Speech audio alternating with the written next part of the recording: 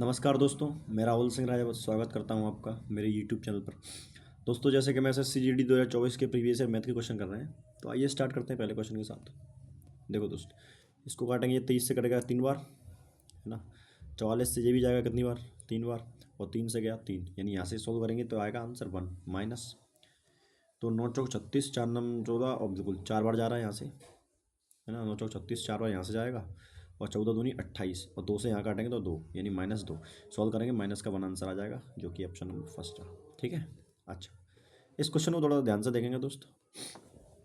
देखो, लिखा है 20 मेजों का मूल्य 80, 25 कुर्सियों का मूल्य जो है 20 मेजों के मूल्य के 80% से अधिक है। तो देखो पहले इतना करते हैं, आगे मैं सॉल्व करूँगा। देखो 25 जो है कुर्सियों में लिख रहा हूँ चेयर, 25 चेयरों का जो मूल्य है 20 टेबल, 20 टेबल मेज को मैं लिख रहा हूँ 20 टेबल के मूल्य से क्या है 80% अधिक है। 80% वैल्यू होती है बेटा 4/5, तो 4/5 अधिक है तो कितना होगा 9/5 होगा, है कि नहीं भाई। तो यहाँ से रेशियो निकालेंगे तो 5 चौको 25, और 5 से 4 बार यहाँ लेके आएंगे तो देखो कुर्सी और टेबल का अनुपात यहाँ से कितना निकलेगा 9 चौक 36, और टेबल का अनुपात कितना आएगा 25। फिर बोला यदि 22 मेजों का मूल्य जो है इतना है 10,648 है, तो 50 कुर्सियों का मूल्य बताओ। अब देखो कुर्सियों का मूल्य, एक कुर्सी का मूल्य अपने हिसाब से कितना लिखा है 36, 36 मतलब 9 का मल्टीपल मेरा आंसर होना चाहिए। चेक करते हैं, 4 3 7, 8 3 24, 24 और 7 कितना होता है 24 और 7 होता है आपका 31, ये मेरा आंसर नहीं हो सकता।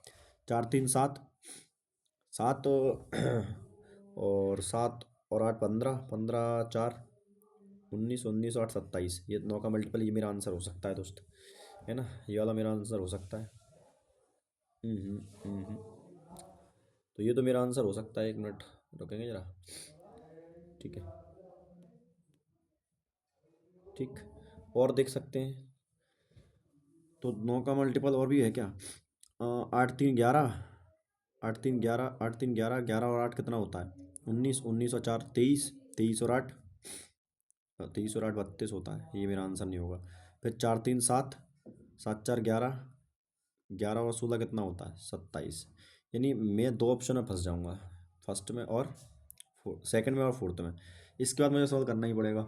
तो देखो, अब अगर 22 मेजों का 22 टेबलों का मूल्य इतना है, तो एक एक टेबल का मूल्य मैं यहाँ से निकाल सकता हूँ सर, बिल्कुल 22, 11 दूनी 22, 11 से काट रहा हूँ। देखो 11 9 99 कितने हो जाएगा 7, 74 हो गया, 11 11 छक्के 66, कितना बचा 8, और 11 अट्ठे 88, एक के लिए निकालूंगा तो 2 चौक 8, 2 अट्ठे 16, 2 चौक 8, नहीं एक टेबल का मूल्य मेरे हिसाब से कितना आ रहा है 484, नहीं क्वेश्चन के हिसाब से, लेकिन मेरे हिसाब से 25 है, तो एक की वैल्यू कितनी आ जाएगी हाँ, तो यहाँ से मैं निकालूंगा तो एक की वैल्यू निकल गई 484 इंटू 25, और मुझे निकालना कितने का है तो 50 कुर्सियों का, और एक कुर्सी का मूल्य कितना है 36। यहाँ से सॉल्व करेंगे आंसर आ जाएगा।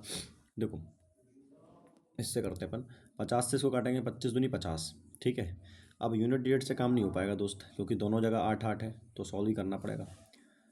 तो पहले इसको सॉल्व कर ले 2 से, तो हो जाएगा 2 चौक 8, 2 2 अट्ठे 16, एक 2 अट्ठे 16, 2 चौक 8 एक 9, है ना। अब मल्टीप्लाई करते हैं 36 से, किससे करेंगे 36 से, मैं लास्ट के दो अक्षर देखूंगा बस, इससे मेरा आंसर आ जाएगा। तो 6 48, हासिलाई 4, चकनक 36, 36 और 4 40, हासिलाई 4। मैं इतना ही सॉल्व करता हूँ क्योंकि लास्ट के दो डिजिट से मेरा आंसर आ रहा है। इसको देखते हैं, इसको सॉल्व करने में कितना आ रहा है। अब देखो 3 अट्ठे 24, 24 इनको जो मैं जोड़ूंगा तो 8 और 4, 4 8 मेरा आंसर आएगा, तो 4 8 इसी ऑप्शन में, ये मेरा आंसर हो जाएगा दोस्त, ऑप्शन नंबर जी बी है जो करेक्ट आंसर हो जाएगा। देखो दोस्त, कुछ ना कुछ तो पैंतरे फंसाने पड़ेंगे, वरना कैलकुलेशन करेंगे तो थोड़ा सा लंबा चला जाएगा क्वेश्चन, है ना। चलिए, बोला मफ़िन की एक रेसिपी में आटे और चीनी का अनुपात 3:2 है, और चीनी और मक्खन का अनुपात कितना है 4:2, 4:3 है। तो रेशियो बराबर करेंगे दोस्त, तो इसको 2 से मल्टीप्लाई करना पड़ेगा, तो यहाँ भी 2 से होगा, तो ये रेशियो नया निकल के आएगा 6 4 और 3। पूछा है रेसिपी में आटे और मक्खन का अनुपात, आटा क्या है 6 और मक्खन कितना है 3, यानी 2:1 आएगा, है ना। चलो नेक्स्ट क्वेश्चन देखेंगे। किसी धनराशि पर प्राप्त साधारण ब्याज उस धनराशि का 64/81 है, वर्षों की संख्या ब्याज दर के बराबर है, तो वार्षिक ब्याज बताओ। देखो ब्याज मतलब अगर राशि 64 है, सॉरी राशि 81 है, तो ब्याज कितना बनेगा 64, तो मैं लिख दो 64 बराबर 81, और सॉरी 81, और रेट इनटू टाइम बराबर है, तो ये x² लिख सकता हूँ, बटे आएगा 100। ठीक है, कटना तो कुछ है नहीं भाई। तो देखो तो जो आएगा, मैं इसको 100 भेजूंगा तो 64 × 100 हो जाएगा, ये आएगा ऊपर 80 आ जाएगा, और नीचे आएगा 9, क्या आएगा नीचे 9। तो बस 9 8 72 कितना बचेगा 2, 72 80 बचेगा। तो फिर से 9 8 72 करेंगे पॉइंट लगा के, तो 8.8 एक ही मेरा आंसर है, ये मेरा आंसर हो जाएगा। ठीक है, मतलब प्रीति अकेले किसी काम को 30 दिनों में कर सकती है, पायल अकेले उस काम को 90 दिनों में कर सकती है। पायल ने अकेले 18 दिन तक काम किया और फिर काम छोड़ दिया, तो प्रीति ने अकेले शेष काम कितने दिनों में किया? देखो प्रीति 30 दिन में कर रही है, पायल पायल 90 दिनों में कर रही है। क्षमता निकालूँ एलसीएम 90, तो 3 और 1। बोला है कि काम कौन शुरू कर रहा है? पायल शुरू कर रही है। पायल ने कितने दिन तक किया? 18 दिन तक। काम बचेगा 72, और 72 काम को ये 30 कितने दिन में करना है? 72 हो गया। पायल ने अकेले शुरुआत की, 18 दिन तक काम किया, फिर काम छोड़ दिया, तो 18 काम किया होगा, तो 72 काम बचा होगा। 72 काम अब फिर कौन करेगा? प्रीति। तो प्रीति 30 दिनों में करेगी, है ना। दिक्कत क्या आ रही है भाई? आंसर क्यों नहीं आ रहा भाई? 3 एकम 3 दूनी 6 और 3 चौक 12। अच्छा 3 क्षमता है ना, सॉरी क्षमता 3 है ना, सॉरी जी, 0 नहीं आएगा, तो ये आएगा 24 आंसर आ जाएगा आपका। ठीक है, 24 मेरा आंसर है। ठीक है, तो जाओ कबाड़। देखो दोस्त, 7 में से 4 जाएंगे कितना बचेगा? 3, और ये 3/2 हो जाएगा, यहाँ से 2, ये 2 कटेगा, तो यहाँ बचेगा 3 + 10, 10 + 3 कितना होता है? 13 मेरा आंसर आ जाएगा। ठीक है, बोला है 23 27 26 22, सी और डी का औसत 28 है, तो सी और डी का औसत बताओ। मान लेते हैं औसत 28 है, 28 और मानना क्या है? अच्छा, तो 23 औसत से कितना कम है? सर 5 कम है। 27 -1 कम है, 26 -2 कम है, और 22 -6 कम है। तो कुल मिला के 6 2 8, 8 8 और 6 14, -14 कम है, तो बेटा इन्हें 14 बढ़ाना पड़ेगा औसत पे। और ये कितने कितने कितने लोग बांटेंगे इसको? 2 लोग, तो 2 से डिवाइड करेंगे तो कितना आएगा? 7। मतलब तो कुल मिला के औसत पे कितना बढ़ाना पड़ेगा? 7, यानी 7 और 7 बढ़ाएंगे तो कितना आएगा? 35। आओ, तो ये 35 मेरा आंसर आ गया। ठीक है, मतलब एक संख्या u दूसरी संख्या v से 90% कम है। 90% मतलब 10, 9/10। तो जो u है वो v से 90% कम है, मतलब अगर ये v 10 होगा तो u कितना होगा? केवल 1 होगा। बोला b 5400 से 13% अधिक है, मतलब जो v है वो 5400 से कितना अधिक है? 13% अधिक है, मतलब 113 होगा बटा 100, और अपने हिसाब से कितना है? 10, तो 1 के लिए निकालेंगे तो 10 आ जाएगा। अपन को क्या बोला गया है? u का मान बताओ, बस u का वैल्यू निकालो, तो 2 जीरो से 2 जीरो उड़ा दो, तो 54 कितना होता है? 162, हंसलाई 16, 54 और 16 कितना होगा? 70, है ना। तो लास्ट में क्या होगा? देखो पॉइंट के बाद 2 आएगा, क्योंकि 10 है, आंसर अप्रॉक्स में तो नहीं है, लेकिन अगर वो आपको लगेगा कि भैया ऐसे कर दिया होगा तो कोई बात नहीं। 70, हंसलाई 7, फिर 54 एकम 54, 54 7 कितना होता है? 61। ठीक है, 10 से डिवाइड करेंगे 1 जीरो आ जाएगा, ये मेरा आंसर हो गया। ठीक है, चलो नेक्स्ट क्वेश्चन देखते हैं। बोला है कि एक निश्चित धनराशि पर 8 वर्ष की ब्याज दर पर 2 वर्ष के लिए साधारण ब्याज 1120 रुपये है, समान अवधि के लिए समान दर पर चक्रवर्ती ब्याज कितना होगा? अच्छा मुझे एक बात बताओ, चक्रवर्ती ब्याज हमेशा बराबर होता है 8%, 8% 2 साल मिला होगा, सॉरी साधारण ब्याज बराबर होता है ना 8%, 8%।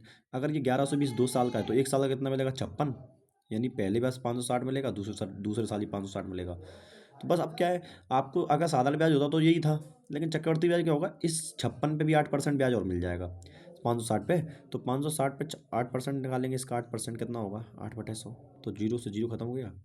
ठीक है, 8 6 72, 8 6 सॉरी 48, हंसलाई 4, 8 5 40, 40 और 4 44/10, तो 44.8, यानी इसमें 44.8 और जोड़ेंगे तो देखो 0 6 6 44.8, तो ये 64.8 मेरा आंसर आ जाएगा, है ना, क्योंकि 11 11 20 + 44.8 करेंगे तो देखो 0.8 4 6 4 और 1 और आ जाएगा ना 16641। ठीक है, चलो मतलब इसका महत्तम सावर्तक बताओ।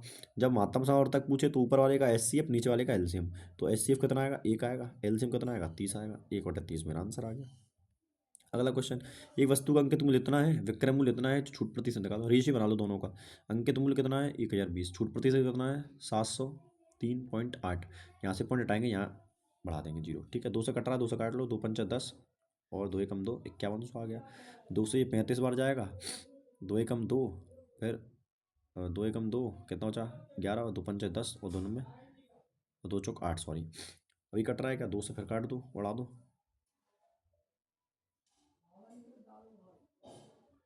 फिर से उड़ा देंगे। ये वैल्यू बड़ी कैसे हो रही है भाई? तो इतनी अच्छा है, 2 पंचा 10। ठीक है, फिर अच्छा ये भी 1 नहीं है यार, ये 1 नहीं है, ये पॉइंट लगा है, ये पॉइंट लगा, वही मैं कहूँ यार बड़ी वैल्यू कैसे हो रही है। तो ये 35 और 19 है ना, ये आ जाएगा। फिर इसको काटेंगे, 17 से कट रहा है क्या? 17 दूनी 34, एक बचेगा। 17 से बिल्कुल कट रहा है। 17 थी 51, जीरो। 17 दूनी 34, एक बचेगा। तो 11 तो जाएगा नहीं, तो जीरो लगा के 17 7 119। अब देखो 200 की चीज़ कितने, 300 की चीज़ कितने मिलेगी? 207 में, है ना? वैसे 3 से कट रहा है तो 100, 3 से काट लो, ये तीन तीन से कट रहा है, 3 9 27। तो कितनी छूट दे रहा है?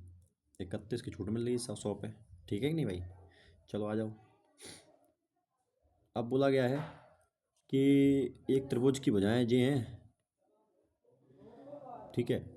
तो क्षेत्रफल बताओ। देखो दोस्त, हाँ, अगर दोस्त ये समकोण त्रिभुज होता तो समकोण त्रिभुज डायरेक्ट फॉर्मूला लगता 1/2 बेस इंटू हाइट, आंसर आ जाता। लेकिन ये समकोण त्रिभुज नहीं है ना? तो अपन को हीरोज फॉर्मूला लगाना पड़ेगा जो अपन 10th क्लास में लगाते थे। वो क्या होता था? ये होता था अंडर रूट के अंदर s into s minus a, s minus b, into s minus c. ठीक है ना? अब एस क्या है? एस होता है अर्ध परिमाप। तो अर्ध परिमाप कैसे निकालेंगे? 5 4 9, 9 7 16, 16 का आधा करोगे 8 आएगा।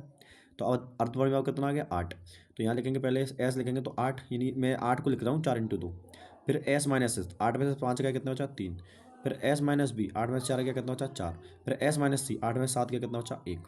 अब देखो यहाँ 4 का जोड़ा बन गया तो 4 तो बाहर आ जाएगा गुणा। अब किसी का जोड़ा नहीं बना तो 3 दूनी 6, तो 4√6 मेरा आंसर आ जाएगा।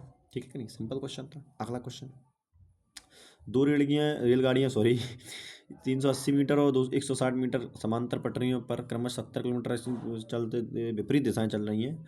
उन्हें एक दूसरे को पार करने में कितना समय लगेगा? देखो दोस्त, स्पीड डिस्टेंस तो हमेशा जुड़ती है। देखो 0 8 से 14, 3 1 4 1 5, 540 हो गई। और स्पीड अगर विपरीत दिशा में है तो जुड़ जाएगी, अगर सेम दिशा होती है तो घट जाती है। ठीक है कि नहीं? तो देखो 8 और 108, तो 54 एकम 54, 54 दूनी 108, ये आएगा 5। ये आएगा 5। आंसर किस में आएगा आपका? 1 किलोमीटर, ये सॉरी, ये किलोमीटर था। इसको यहाँ 5 × 18 करता मैं, तो 5 से 5 कट जाता, ये ऊपर 18 आता।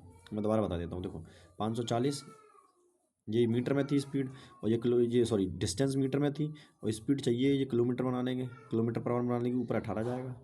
अब देखो 54 से 54 एकम 54, 54 दूनी 18, यहाँ से काटेंगे 5, और 5 से गया 5, बचा 18, 18 सेकंड मेरा आंसर आ गया। ठीक है? एक दुकानदार 25% अधिक मूल्य अंकित करने के लिए उससे 5% लाभ पर बेचता। दुकानदार वाली जानी छूट दिखाता। एक दुकानदार क्या करता है? 25% अधिक अंक करता है, मतलब 125 लिख देता है उसके ऊपर, लेकिन 5% लाभ प्राप्त करता है। तो यानी 105 है, बेची होगी। तो छूट प्रतिशत बताओ कितनी थी? तो देखो छूट प्रतिशत निकाल लो कैसे? इसको काट लो, 5 दूनी 10, 5 दूनी 10, 5 25, है ना? 5 दूनी 10, 5 में 5, तो कितने की छूट दे रहा है? एक की। कितने पर? 25 पर। तो 100/100, 25 से 25 चौको 14, 4 चौक 16, 16% मेरा आंसर आ गया। निम्नलिखित में से किस मान के लिए 9 से विभाज्य? 9 से विभाज्य का मतलब क्या होता है? कि अंकों का योग 9 से कटना चाहिए। देखो 5 4 9 तो कट ही रहा है, इसको सोलो। 7 7 14, 14 में कितनी जरूरत है? 4 की जरूरत है, 18 बन जाएगा। खत्म मेरा सवाल। अब देखो, एक कूलर का क्रय मूल्य 4500 रुपये है। यदि लाभ प्रतिशत 18% है तो कूलर का विक्रय मूल्य बताओ। देखो 4500 का क्रय मूल्य है, लाभ परसेंट 118% है, तो इसका 18% का तो वरना 118/100 कर दो डायरेक्ट। मैं 18% निकाल लेता हूँ, मेरे को ज़्यादा आसान पड़ेगा।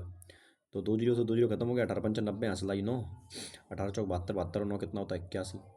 तो बस 810 और जोड़ दो इसमें, ये आ गया आपका, है ना?